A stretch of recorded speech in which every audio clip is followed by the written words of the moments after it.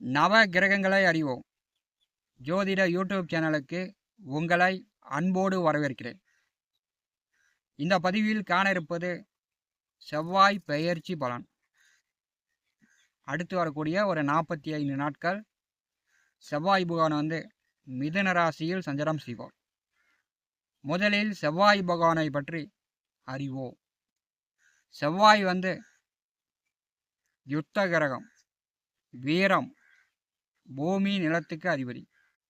கல்வி கிரகம் வீட்டில், அறிவு கிரகம் வீட்டில், இரட்டை உருவம், இரட்டை முகம் கொண்ட வீட்டில், உபய காற்று போத ராசியில் யுத்த கிரகம், போருக்கான கிரகம் செவ்வாய் பகவான் அடுத்த 45 நாட்கள் சஞ்சாரம் செய்வார்.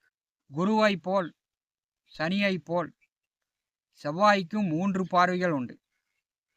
செவ்வாயும் தான் இருக்கக்கூடிய இடத்திலிருந்து 3 வீடுகளை பார்வை செய்வார். செவ்வாய் நிற்கக்கூடிய வீடு ஒரு யுத்தமாகத்தான் இருக்கும், சண்டையாக தான் இருக்கும். அந்த இடத்துல பிரச்சனை தான் கொடுக்கும். ஆனால் செவ்வாய் பார்க்கக்கூடிய வீடு சொத்து, வளர்ச்சியை கொடுக்கும், ஒரு நிம்மதியை கொடுக்கும். நியாயமாக கிடைக்க வேண்டியதை செவ்வாய் பார்வை செய்யக்கூடிய வீடு அதன் வழி பெற்றுத்தரும். நம்முடைய பதிவினுடைய தலைப்பில் பார்த்தா தெரியும், அள்ளி கொடுக்கும் அங்காரகன். இந்த அங்காரகன் அள்ளி கொடுப்பாரா அப்படின்னா கண்டிப்பாக ஒவ்வொரு மனிதனுக்கும் செவ்வாய் அள்ளி கொடுக்கக்கூடிய கிரகம் தான். ஒருவருக்கு பிரச்சனைன்னு வரும்போது முதல்ல நாடுறது யார் அப்படின்னா காவல்துறை தான். முதல்ல காவல் நிலையம் தான் செல்வோம். அதற்கு அடுத்தது தான் கோர்ட்டு. அண்ணன் தம்பியாக இருந்தாலும் சரி, அல்லது அடுத்தவர் எதிரியாக இருந்தாலும் சரி, நம்முடைய சொத்துக்களை அபகரிக்க நினைத்தால் பார்த்தீங்கன்னா பத்திர ரீதியாக காவல் நிலையம், கோர்ட்டுக்கு சென்றால் கண்டிப்பாக நியாயம், நீதி கண்டிப்பாக நமக்கு கிடைக்கும். அதை பெற்றுத்தரக்கூடியவர் இந்த செவ்வாய் பகவான் தான். கடன் வாங்கி வீடு கட்டுறது, கடன் வாங்கி வண்டி வாங்கிறது, கடன் வாங்கி வீட்டு மனையோ விவசாய நிலமோ சொத்துக்கள் வாங்கிறது, கடன் வாங்கி ஒருவர் தன்னுடைய வசதி வாய்ப்புகளை பெருக்கி கொள்கிறார் என்றால் அதற்கு செவ்வாய் தான் காரணம். கடன் வாங்கணும், கடன் வாங்கிறதுக்கான யோகம் இருக்கா அப்படின்னா அதுக்கு செவ்வாய் தான் காரணம். செவ்வாய் சுய ஜாதகத்தில் நன்றாக இருந்தார் என்றால் அந்த ஜாதகன் எதையும் தாங்கும் இதயம் கொண்டவராக, நல்லா திறமைசாலியாக, தைரியம் உள்ளவராக அந்த ஜாதகன் செயல்படுவார். செவ்வாய் பலம் இழந்து செவ்வாய் கெட்டு போயிட்டார் என்றால் அந்த ஜாதகனுடைய வாழ்க்கையில் எல்லாமே பிரச்சனைக்குரியதாக வரும். அதாவது செவ்வாய் வக்கரமாயிட்டார் அப்படின்னா நிலம், சொத்து சார்ந்து எதிரிகள் அபகரிக்க நினைப்பாங்க. கோர்ட்டு கேஸு, வழக்கு வில்லங்கம், இப்படி சட்ட சிக்கலில் அந்த ஜாதகன் போய் மாட்டிக்கக்கூடிய சூழ்நிலை ஏற்படும். செவ்வாய் நல்ல நிலையில் இருந்தால் பெண்களுடைய சொத்துக்கள் கிடைக்கும். அதாவது பாட்டி வழியில், அம்மா வழியில், மனைவி வழியில் செவ்வாய் சுய ஜாதகத்தில் நல்ல நிலையில் இருந்தால் பெண்கள் வழி சொத்துக்கள் அனுபவிக்கலாம்.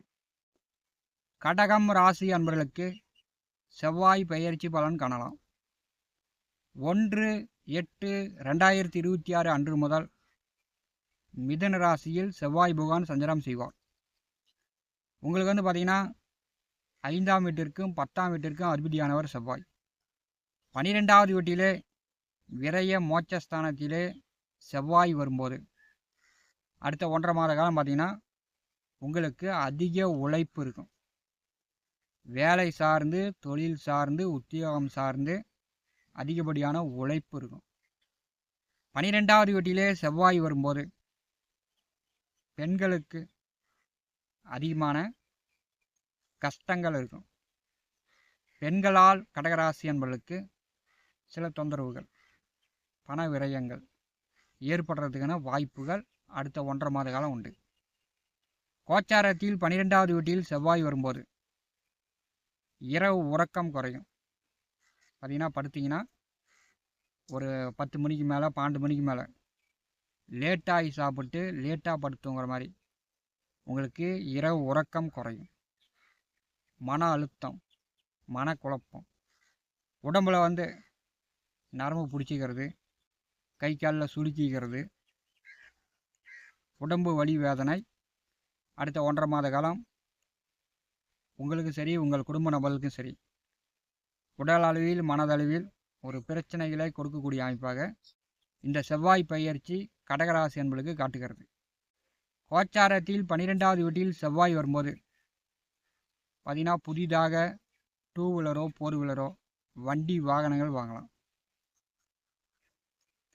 புதிதாக வீடு கட்டலாம், புதிதாக நீங்கள் விவசாய நிலம் சொத்துக்கள் வாங்கலாம்.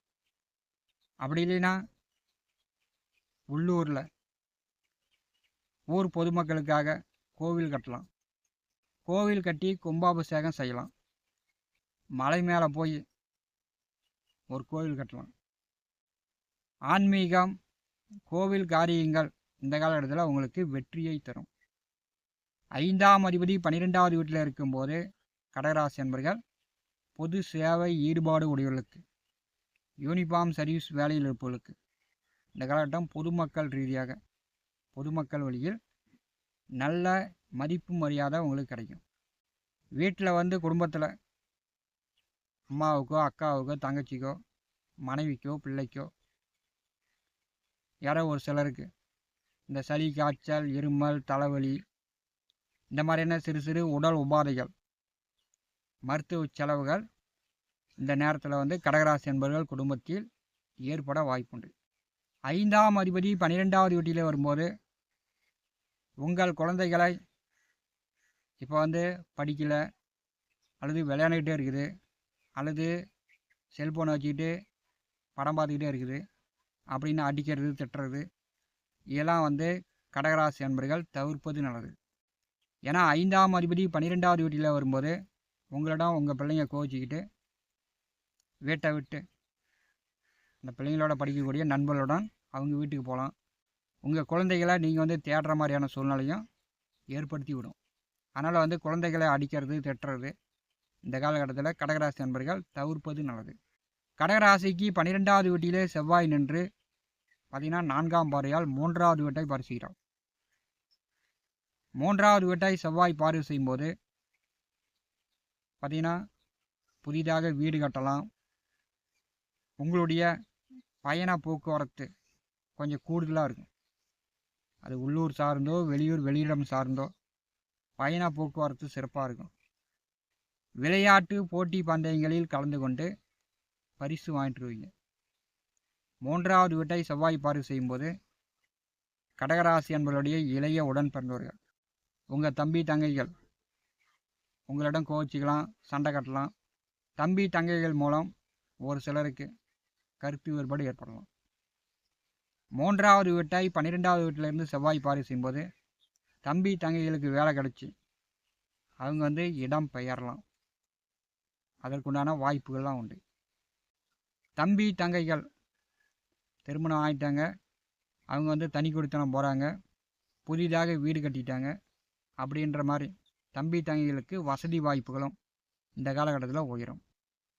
செவ்வாயுடைய 7ஆம் பார்வை கடகராசிக்கு 6வது வீட்டின் மேல் விழுகிறது. செவ்வாய் 6ஆம் வீட்டை பார்வை செய்யும்போது பெரும்பாலும் பார்த்திங்கன்னா மறைமுகமான எதிரிகள், ஏன்னா உங்களுக்கு 12வது வீட்டிலே செவ்வாய் இருக்கும்போது பூரிய சொத்து சார்ந்தோ உங்களுடைய நண்பர்கள் சார்ந்தோ மறைமுகமான எதிரிகள், உங்களுக்கு கண்ணுக்கு தெரியாத எதிரிகள் இந்த காலகட்டத்தில் அதிகமாக இருப்பாங்க. 6வது வீட்டை செவ்வாய் பார்வை செய்யும்போது சிலர் கடன் வாங்கி செலவு பண்ணக்கூடிய நிலை, வேலை தொழிலில் கொஞ்சம் கூடுதல் உழைப்பு இருக்கும். அது எந்த வேலையாக இருந்தாலும் சரி, என்ன தொழிலாக இருந்தாலும் சரி, வேலை தொழிலில் கொஞ்சம் கூடுதல் உழைப்பு இருக்கக்கூடிய ஒரு காலகட்டம். செவ்வாயுடைய 8ஆம் பார்வை கடகராசிக்கு 7வது வீட்டின் மேல் விழுகிறது. 10ஆம் அதிபதி 7வது வீட்டை பார்வை செய்யும்போது சிலருக்கு நண்பர்கள் சார்ந்து வாழ்க்கை துணை சார்ந்து ஒரு நிம்மதி இல்லாத தன்மை, ஒரு பிரச்சனையை கொடுக்குறாங்க அப்படின்ற மாதிரியான அமைப்பு கடகராசி என்பர்கள் இந்த காலகட்டத்தில் உணர்வீர்கள். ஏன்னா 12வது வீட்டிலே செவ்வாய் வருவது அவர் யுத்த கிரகம், ஒரு சண்டை சச்சரவு ஒரு நிம்மதி இல்லாத தன்மையை ஏற்படுத்தக்கூடிய கிரகம் தான் செவ்வாய். அவர் 12வது வீட்டில் வரும்போது கடகராசி என்பர்களுக்கு அவர் பார்க்கக்கூடிய 3 வீடுகளும் பாதி நன்மை பாதி தீமையை ஏற்படுத்தி தீரும். அடுத்த 1.5 மாத காலம் கடகராசி அன்பர்கள் உடல் ஆரோக்கியத்தில் கவனம் எடுத்துக் கொள்ளுங்கள். நவ கிரகங்களை அறிவோம். இந்த ஜோதிட யூடியூப் சேனலில் தினந்தோறும் ஜோதிட பலன்கள் பதிவிடப்படும். நம்முடைய சேனலை பார்த்து கொண்டிருக்கக்கூடிய அன்பர்கள் சப்ஸ்கிரைப் செய்து கூடவே இருக்கின்ற ஆல் பட்டன் அழுத்திங்க. நன்றி, வணக்கம்.